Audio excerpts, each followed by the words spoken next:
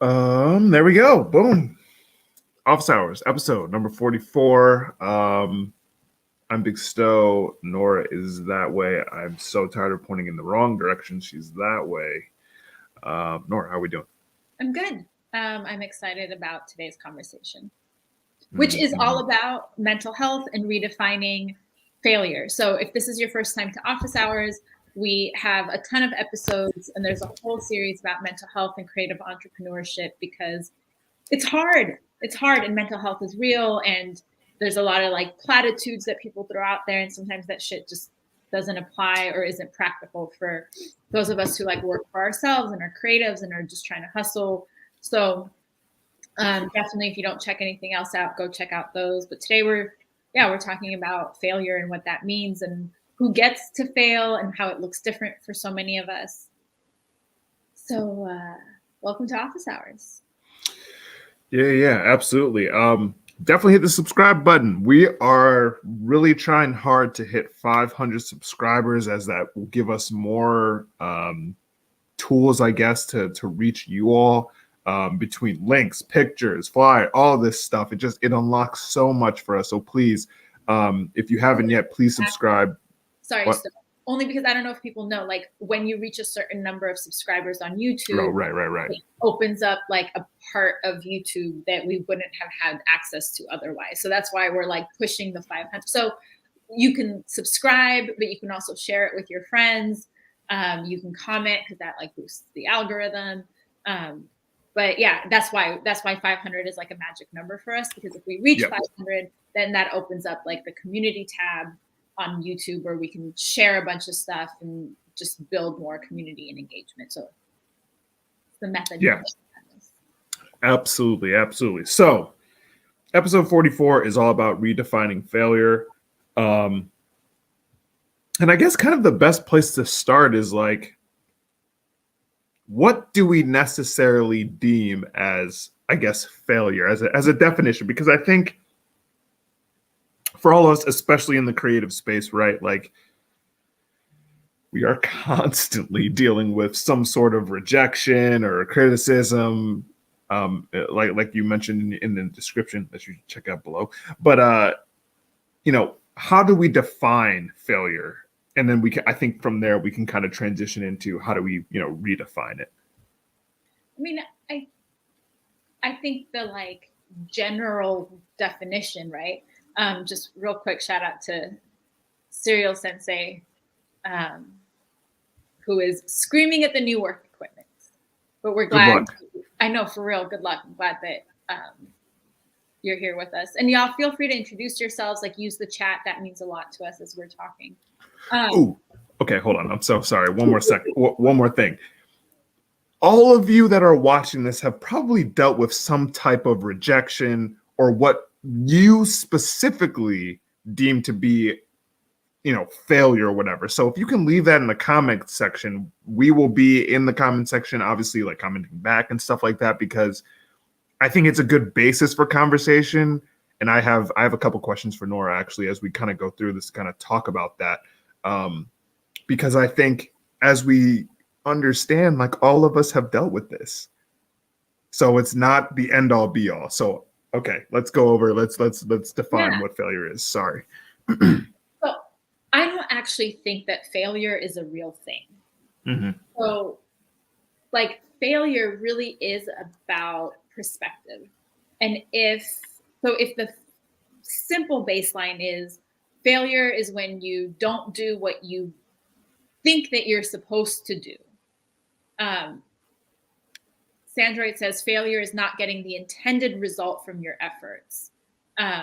Or failure is not being where you think you're supposed to be, right? So it really does have to do with our expectation. Failure is when the expectation is not met. And I think oftentimes we don't question where the intention or the expectation comes from. So you think that, oh, I'm supposed to be married by 26 and now I'm 28 and I'm not married and I'm such a failure.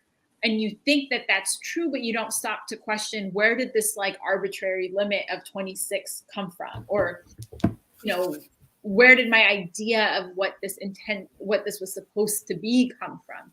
And so I think part of it is when we focus on failure as a measure of outcome rather than looking at it as something as part of the process, it can start to change our relationship around failure, because sometimes it's like we think that we're in control of things that are utterly out of our control, but then when those things don't work out because it's not in our control, we consider it a failure. And we see this all the time, right? When artists are like, I want 26,000 streams. Well, you can't control if people are going to stream your music. I want to get on 46 festivals. Well, you can't control if someone's going to book you. And then they think it's a failure rather than looking at, well, what have I learned from this process, or what can I take away? And I know I'm getting ahead of myself, but I think that's for me the definition of failure in like the general context is when things don't go the way that you think that they're supposed to go. Right. And, you know, as someone that by definition has failed a lot, you know, it's understanding that like those expectations that we have, like Nora just said, actually, like are there's so many other parameters and things out of our complete control that we don't even realize. So, you know, and I guess I'm speaking to myself here, while we're constantly blaming ourselves for the outcome of certain things, there's so many other different facets that we couldn't have even controlled otherwise that are contributing to those results. So, you know, I think, and again, we're going to get into this in a second, like, you know, things almost rarely go as planned. That's what I've learned as a creative and as like a professional. Like, yes, like I can plan all this stuff, but like it's when the minute, like, I don't know, I don't even know how to best explain this, but the minute you're sending something into someone else, or you're hoping for another person's approval or something like that, like the roll of the dice, there's so many different outcomes that can happen. And again, like, while our expectations and what actually happens don't always like match up, what I have learned is that like what's best for us almost always happens no matter what. And you'll find yourself in better situations despite thinking, oh my goodness, I need this one opportunity to absolutely work out or everything's over. But there's so many other opportunities on the horizon that you're not even aware of at the time. So yeah, go ahead. Sorry, I think like if we think of success as a linear progression, then it's really easy to be like, oh, that thing didn't work out, so I failed. And then that thing didn't work out, so I failed. Bingo. But the reality of it is success is not linear. And we all start and we go backwards and we start something here and then it shows up again, you know? And so failure is not a real thing, because if you can take this thing that didn't work out, but it gives you new information, or it opens up a new possibility, or this relationship didn't work out, but I met someone here and then that led to my next collaboration, or, you know, and you understand that things are interdependent and intersectional and complex, then it's not about the kind of direct one-to-one relationship of things, but it really is about what you take away. And so, and this is true of, I mean, in personal relationships, this is true. Like, this isn't just about this creative entrepreneurship. It shows up in networking all the time, right? You meet someone, you try to figure something out, that didn't work, but down the line you do something. So like really, if we're like redefining failure, it's the thing I hope you all take away is that actually failing is good for you. Mm-hmm. Failing gives you information, it gives you a new perspective, it gives you new tools, and then you can move forward.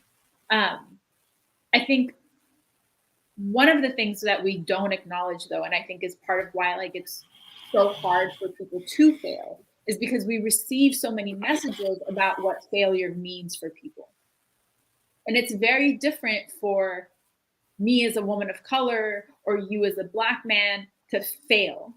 than like some rich white dude somewhere else, right? Because our failures are, we don't have as much space to fail. We don't have as much space to make mistakes.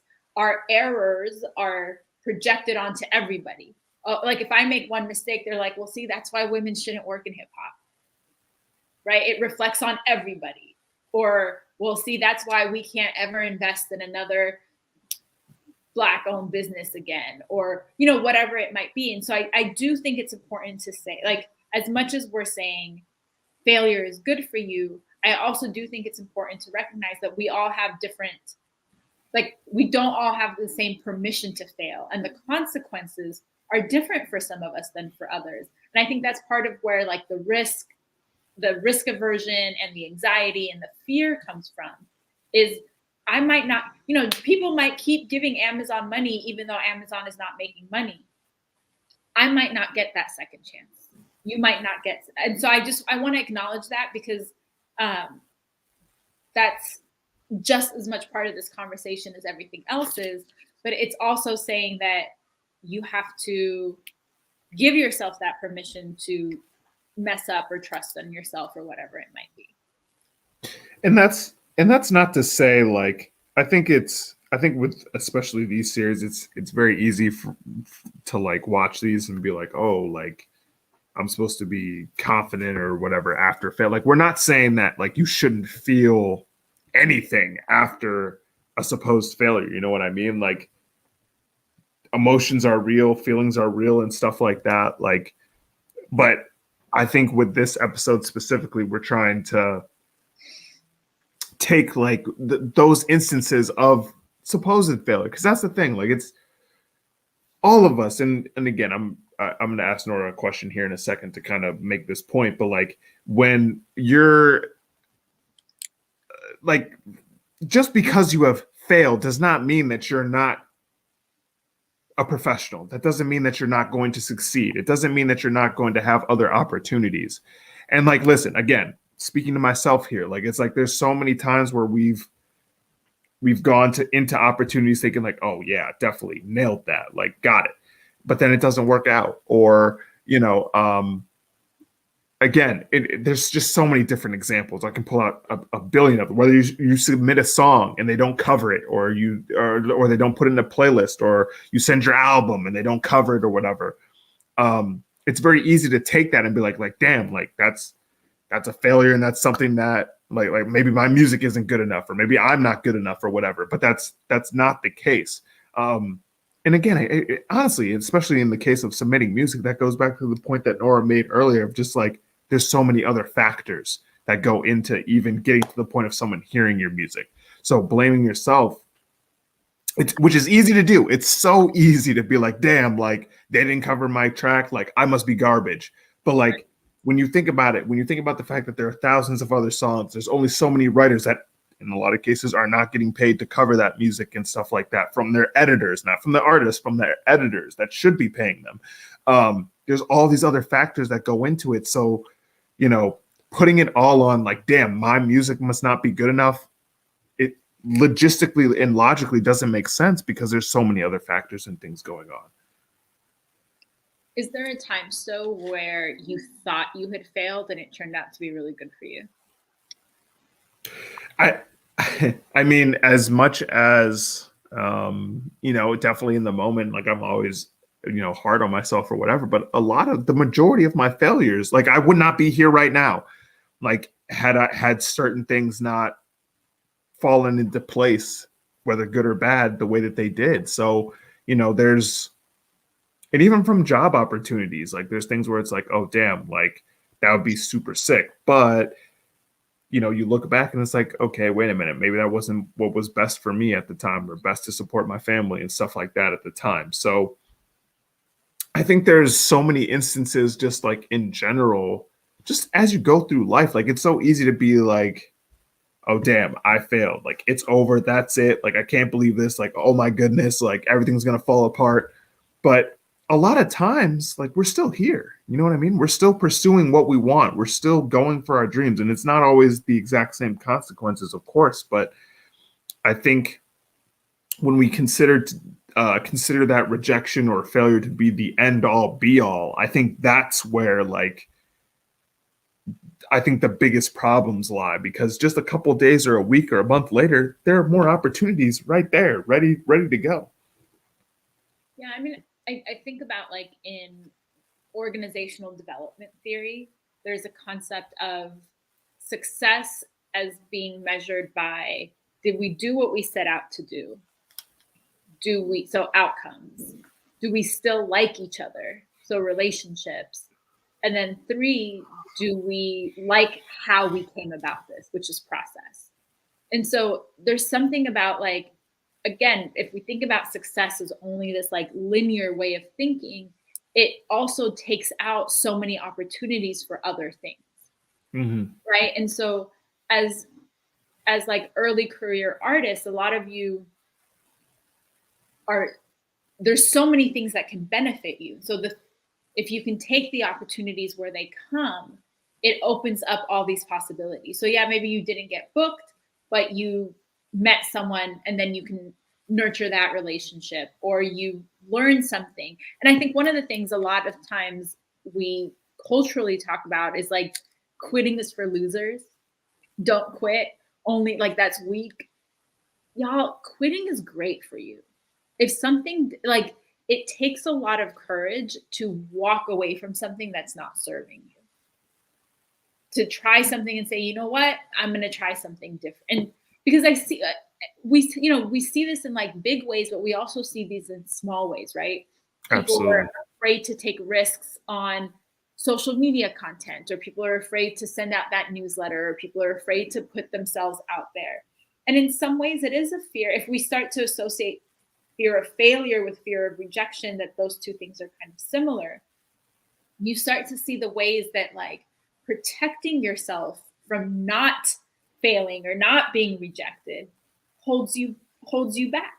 And so now you're saying no to yourself before anyone else even has a chance to consider Exactly. it. You've already been like, nah, it's okay. You've already, exactly. Without exactly. like giving anyone a chance. And so it's risky and it's scary, but it's also something in like when you start to take those small risks and you decide that you don't actually care what people think, that you trust that the audience that wants what you have is going to show up, that the collaborators are going to be there for you. Like, right. If you trust that things will work out, which is so hippy dippy, I know, but like, y'all, this shit actually does matter. This is how you attract your niche. This is how you find your core audience. Then it's not so much about where you stand in comparison to other people, which is also another way that we measure failure, but it's where you are. And then you get, well, do I feel good about what I did? You know, did I try something and learn something from it? Cool. Right. And those are the ways that then allow you to build consistency and community and connection and the things that we've been talking about. So this like failure conversation, I think, is like so root to so many of the other things, Sto, that you and I talk about on here, because it does connect to perfectionism. It does connect to imposter syndrome. It does connect to all the things that come up, because that fear is real. And at some point you kind of just got to tell yourself, like, I'm going to feel the fear and do it anyway, because let other people reject me. At least I'm not going to reject myself. Exactly. And the same goes for like, well, I want to touch on 2 points. The same goes for like your fear of success, and the same goes for going going the other direction, like Nora said, in terms of, you know, quitting, in terms of like doing what's best for yourself. In some cases, some of you are just pushing yourself so freaking hard that you need to. It's okay to pull back. It's not quitting if you're still pushing towards your goal, whatever that overall overarching goal is. If you're, you know, I think sometimes, and again, it's our natural instinct, I think, as humans, to always be thinking like right now, this exact second. Oh my God, if I quit now, like, oh geez, like I must have failed, I must have messed up or whatever. But you're not seeing the fact that, okay, maybe you taking a break for a couple months to recharge and really figure out what you want to do with your life and stuff like that. Regardless, it doesn't matter if it's music, law, business, you know, charity work, whatever it is. like taking time to figure out what you want to do, that's not quitting. That's you taking a step back and be like, okay, let me replan real quick. Let me get organized and figure out what it is that I want to do. That you're not just, because I think some of us get on the treadmill, right? We're just like, oh God, I accomplished this first thing, so I got to keep going. What's next? What's next? And you're not taking time to rest. You're not taking time to take care of yourself. So it's not quitting. It's not failure if it's what's best for you. Regardless of the medium, regardless of what you're choosing to walk away from or choosing to engage with. I think we get so wrapped up in this idea that we have to have, like, that success has to be not necessarily daily, but constantly coming, to where when it stops, like, we're like, whoa, hold up, what's going on?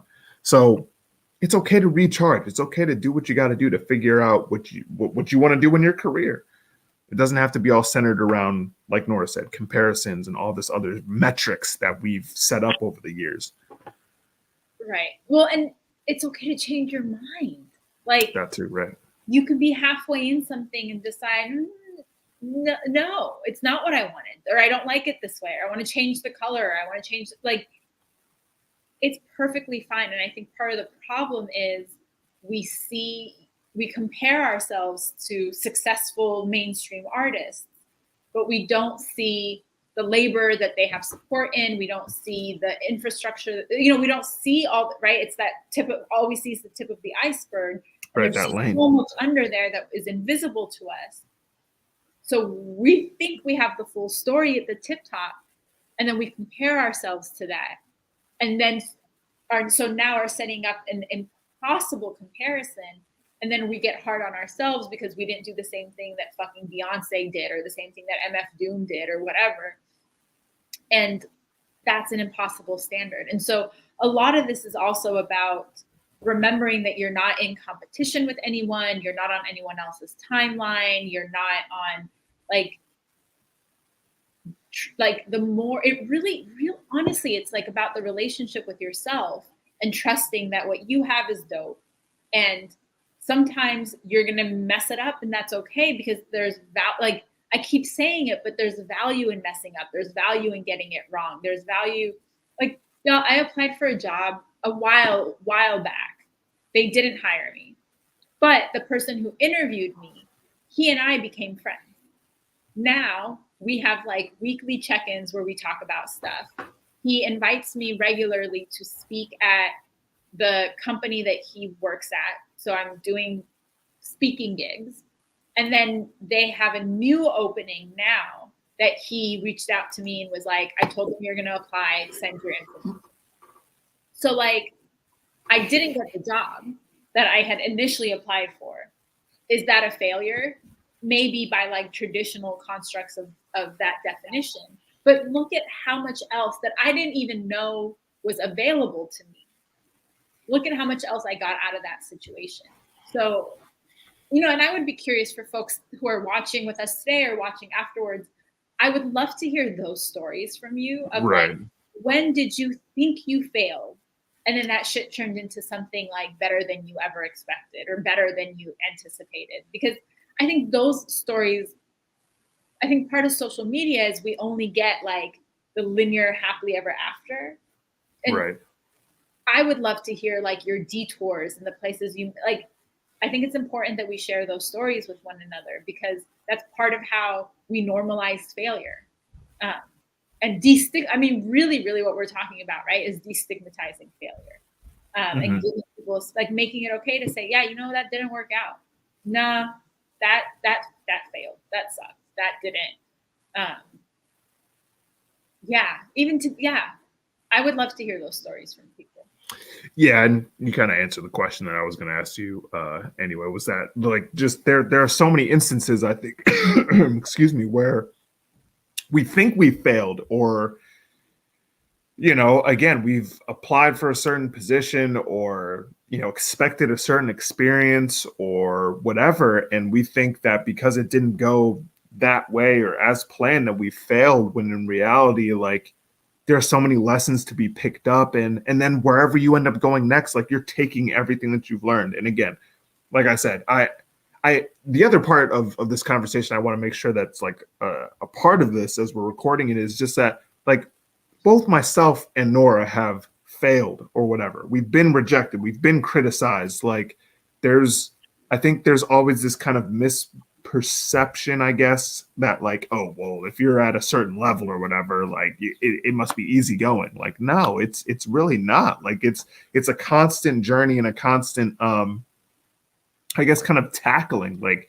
that perception of failure, I guess. And like, whether it's opportunities from years ago or opportunities that we're dealing with now, like it's, once you reach a perceived, I guess, level of success, that doesn't mean that you're void of failure or void of rejection or whatever. It still comes up all the time.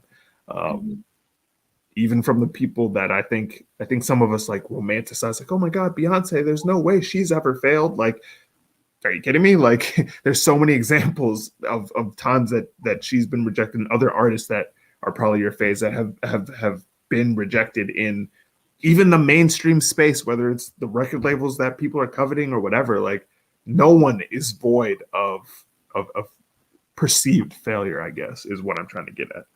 Yeah, I mean, and this brings me back to like I think about in the tech world how often people fail up, right? Like that's actually a thing in tech. You start something, you make all your mistakes, you learn, and then you get more funding to take the lessons you learned from that first round of mistakes to try it again, right? Like Right. in music, I think sometimes we have such a narrow idea of how things are supposed to be or what's like normal, but other industries have completely different practices. And so it's helpful to understand what happens in other places. And again, like it doesn't, and maybe it's because music is so performative and we document everything and everything is on social media. But there's value in experimenting, right? Like if you give up the fear of failure, then it allows you to experiment and try different things. And then you learn what works and what doesn't work for you, rather than you make one decision and just try to make that fit forever and ever. But that's not the thing for you. Yeah. Sorry, I'm also thinking, like when you asked me about times that I failed, this has nothing to do with music, but like on a very personal note, the person that I thought I was like so in love with, that for years I thought like this was the one who got away. This was like, I was like all heartbroken, really thought I like failed at that relationship. And now this person is like a conspiracy theorist, flat earther, like, and I was like, see, even that I was so sure was a failure was not. Didn't realize you were trying to go after Kyrie Irving. Damn. Maybe that's why I used to have such a soft spot for Kyrie. But like even that, where I was like, oh, I was all heartbroken. In the end, really turned out to be better for me because there's no way I could be with her. Y'all know me, conspiracy theory, no. But so all that to say, like, giving yourself permission to just like be in the process and make mistakes and feel the feelings is part of this business. And the more I think you learn that failure is not a reflection of your talent or who you are or your worth, but it's just another thing, right? The more I think it starts to lose its edge. And yeah, again, I invite folks, like I would love to hear from you a time that you thought you failed and it turned into something else, or a lesson that you failed and the lesson you took away from it. Because I do think it's important to tell these stories. So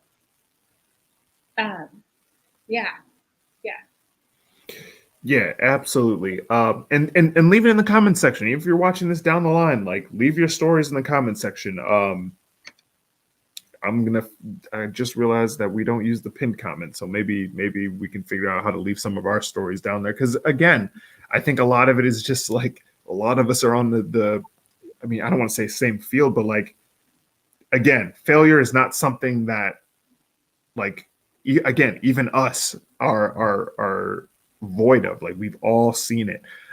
So definitely leave your stories. in the comment section. But again, leave your success stories, because I think that's the most important part, is that, like, yeah, you may have failed, you may have made a mistake. You know, we all have done that, but we all have also rebounded from that stuff. So leave your you know, beginning failure, but then, you know, inevitable success story below, because it's I think it gets the conversation going again in really redefining failure versus having it come up and really having it being like something that drags us down. So, I really appreciate you all for coming through the office hours. This is episode 44. Holy moly, can't believe it.